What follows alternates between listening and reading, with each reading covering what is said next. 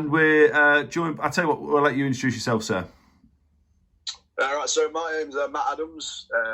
I'm a firefighter for Derbyshire Fire Rescue, and I used to be a Loughborough College graduate. Not a graduate, I used to be a Loughborough College sports attendee. student. Yeah, sports student. So, Matt, you was at the college in 2013 to 2015.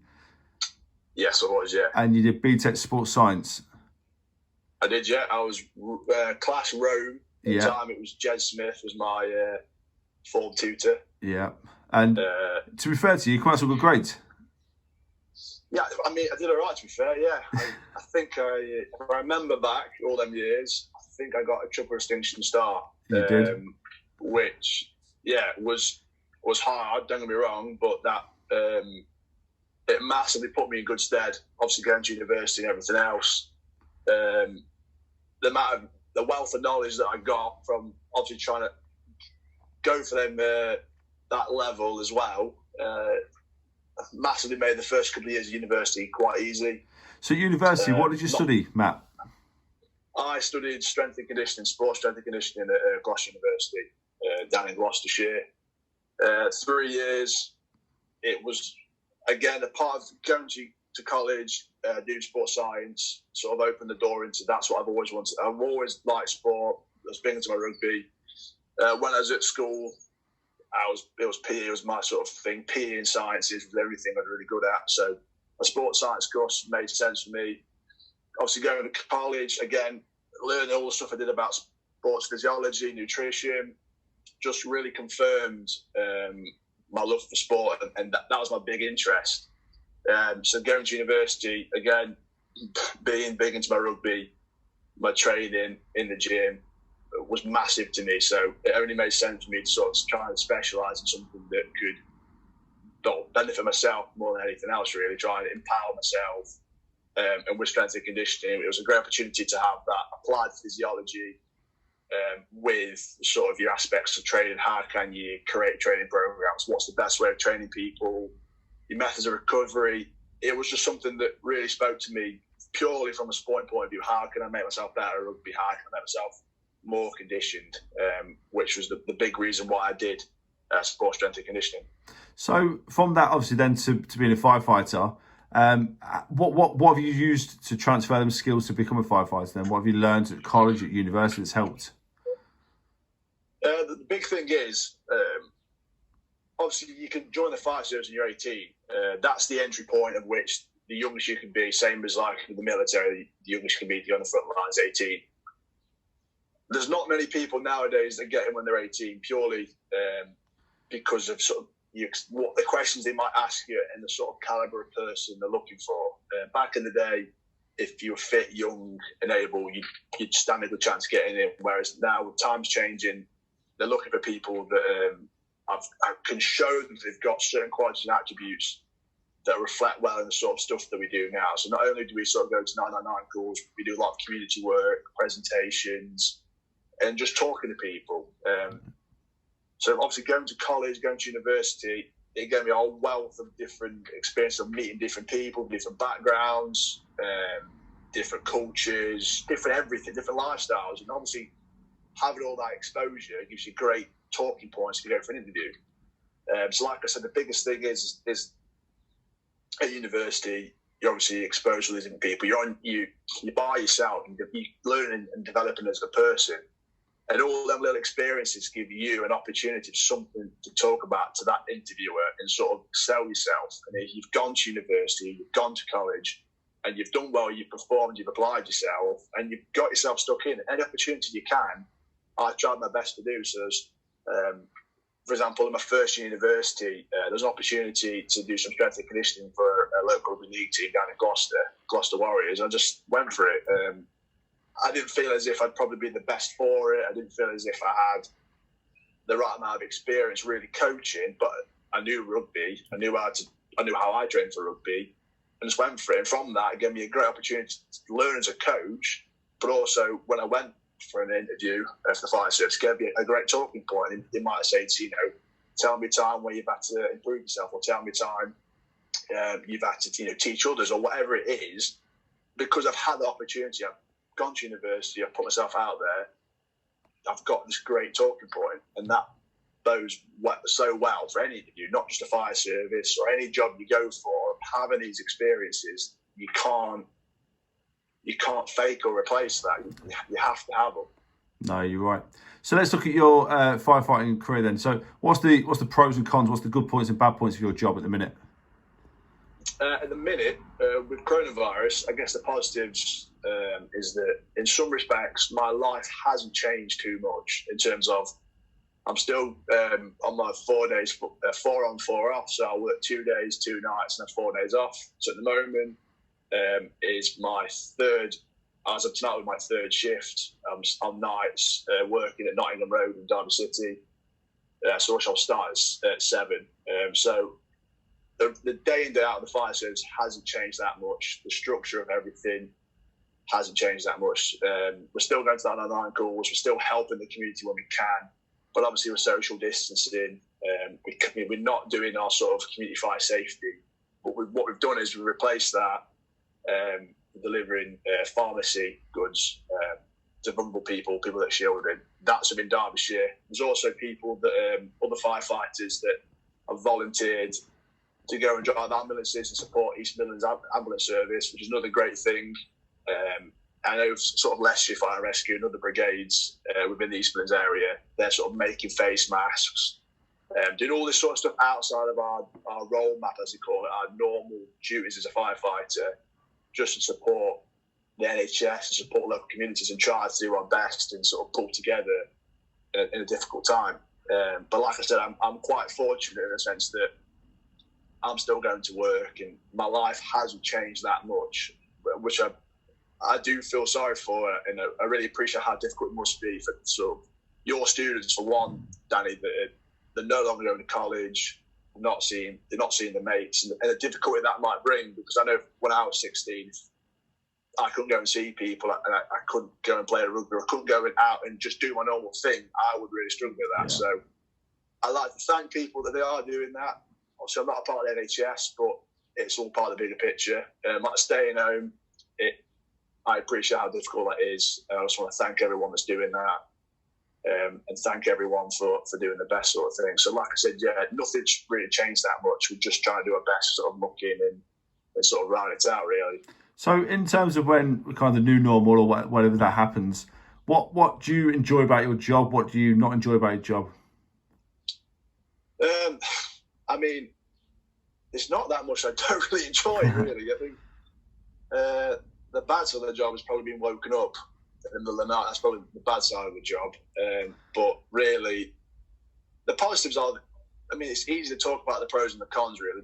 The positives are that every single day it's a different day. Whenever I go to work, like tonight, I go in this evening and we'll do like our standard routines. We might clean the station. We'll talk about some training, some theory-based stuff. I mean, might not get disturbed for 2 hours, or I might clock on it.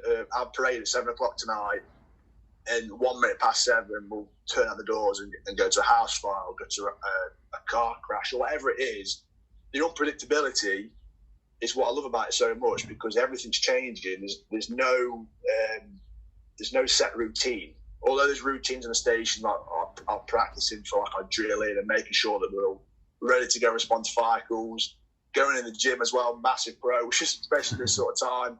I can still go to the gym.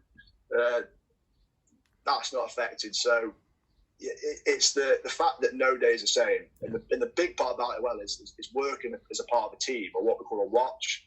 Within Derbyshire, every whole time station has a watch. It's different colours: blue, red, green, and white. And on that watch, there's 7 other crew members.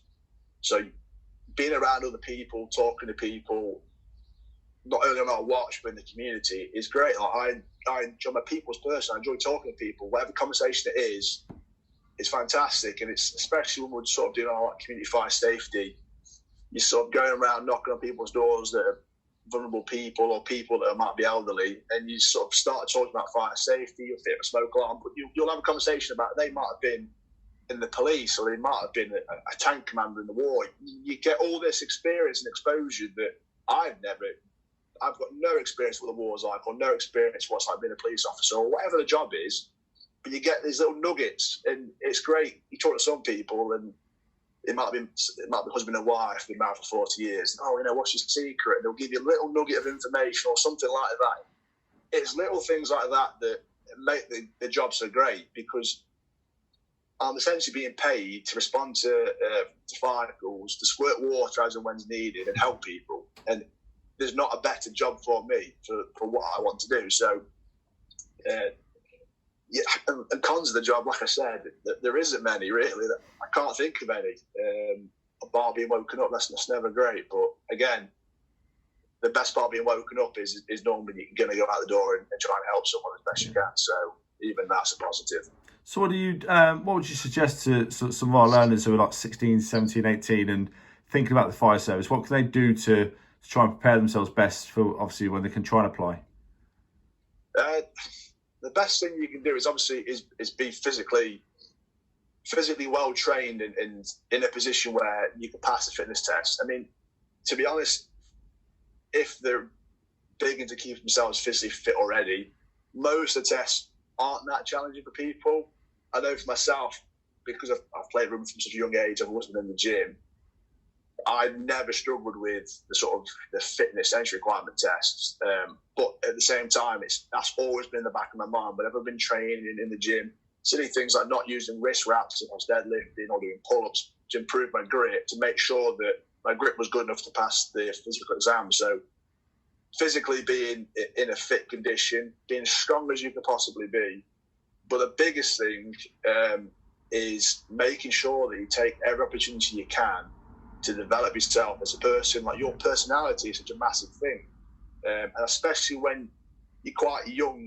I know when I was 16, if someone gave me an opportunity, for example, to volunteer at a care home, say, and I'd probably be like, no, I'm not that bothered by that. But looking from my position now, looking back, if I could tell like 16-year-old me, the best advice I could probably give is take every opportunity. Yeah, I wanted to be a firefighter, but if I'd gone to that care home, that shows the fact that I'm being putting myself in a position, one, at 16 to try and care for someone, which is a massive part of my job anyway when it comes to sort of rescuing people and the trauma side of it. But two, it also shows that if I've gone there, I might learn something that I might not have done, or I might have an experience. I might talk to someone, or something might happen, an event, whatever it is, that I've now got this experience that if I can go to an interview, I can talk about that. That's such a massive thing. A large part of any job, especially in the services, is passing that interview. Yeah. And if you haven't got anything to say, or you've not got a personality because you've never put yourself, I mean, not got personality, that's a strong way of saying it, but you've not developed your personality, you've not developed your confidence, all these characteristics, it shows massively. And if you need to try and sell yourself, and you sell yourself by the things that you've seen and the things that you've done. So just take every opportunity you can. Don't say no, say yes, whatever it is. And no matter if, like I said, even something that you're not necessarily that interested in, you can still write it down and say you've done that. I've volunteered, I've done this. By going there, I've learned this skill, or it's increased my confidence, or my communication skills, whatever it is. As long as the biggest thing is, whatever it is, you can sell yourself up, because 9 times out of 10, you've probably done more or learnt more than you actually think. Yeah. And a lot of the time, I know for myself especially, I probably sell myself short or I sell myself down. And that's the one thing that, going from interviews and that, talking to my dad that was a firefighter, he was like, whatever it is, you can sell yourself up. You can make yourself, be proud of yourself, be proud of what you've done. If you've done things, talk about them. So like I said, physical training, making sure you're physically able, take every opportunity. And by doing that, you'll increase your confidence. And if you can be confident there and you can show, not just, even if you pass your interviews and you get offered a job, when we go out into the community, there's times where you'll be talking to people that are vulnerable, people that are children, or there's so many different circumstances where being able to communicate with people and not just talk, but understand that, for a child, you'll talk to a child in a different tone, in a different way, as you would to an adult. Same as you might talk to someone that's a vulnerable person that might have some form of additional needs, if they've got Down syndrome or autism. and you will appreciate that actually there's a way I can talk to them that can alleviate some stress or make my point, what I'm trying to say to them, come across. And especially in situations where, like, as bad as it sounds, like do or die situations, when situations matter, that you need to tell someone in as few words as possible to do something that's going to help you help them. It's so important to understand that everyone's different, and there's a way of communicating best for everyone. And like I said, the more experience you get, the more people you talk to, the better that can be. Yeah. And yeah, I'm trying to think of other things that you could really you could throw in. It's just developing yourself, having that confidence in yourself. By being, like I said, by being physically able. Large parts of the job is that, to be honest, some days we'll do routine stuff. We'll be cleaning the station, we'll be testing equipment, make sure it works. And maybe that's all we do all day. We don't go to any fire calls. But there'll come a time where, for example, there's a big fire in San Diego recently, and we were mobilised to that. We weren't the initial pump in attendance, but we went to what they call a make pumps 8. So the person in charge, who requested more personnel, so we got sent to it. We got there, and straight away, the first 20 minutes of any incident, you're running around, you're working up a hell of a sweat. So if you're not physically able, you're going to massively lag behind there. And that impacts your team, it impacts the watch, it impacts everybody else. So it's accountability as well. You have to be accountable of your own actions, and do whatever you can to put yourself in a position where you can be as fit and able as possible, but also you develop yourself enough, you've done enough, so that when you come to the situation you have to communicate or talk to people or present things, you've learned enough. A large amount of being at college, being at university, and having to present your my dissertation or psychology presentation yourself, Danny, you can't just stand up there and expect to know the information. You've got to learn it. And that's the same as with this job. You can't just expect that the first time you ever look at a pump, you don't understand how to use it, or the first time you fight a fire, you're going to have to learn it. And that sort of resilience and understanding that you might learn something, or might be told about something, doesn't mean you know how to perfectly do that. And that's perfectly fine. But it's having that discipline to make sure that you go back and address what you're not good at and improve on yourself. And that's the biggest thing. Whether it's your physical fitness or your confidence, or whatever it is, it's perfectly fine if right now you're not in a position where you think you want to be. That's fine. Everyone's in a position. There's things I'm not good at that I need to be better at. But as long as I acknowledge that, you can put yourself in a position where you can build upon that. And that's the big thing. Where you are right now in college, you might think, I want to join the fire service, I want to join the police, whatever it is. You might think, I'm not fit enough, or I'm not clever enough, or anything like that. There are all sorts of things that you might tell yourself to try and sell yourself short, or make an excuse why you're not going to pursue that. But it shouldn't be like that. It should be a thing of, yes, I might not be great at this thing, but I'm going to do X, Y, and Z, and that's going to make me better at it. And have that accountability for yourself is so important, regardless of whatever you do. Matt, fantastic advice. I really do appreciate your time. Thank you for today. You're very welcome. Appreciate it, Matt. Thank you.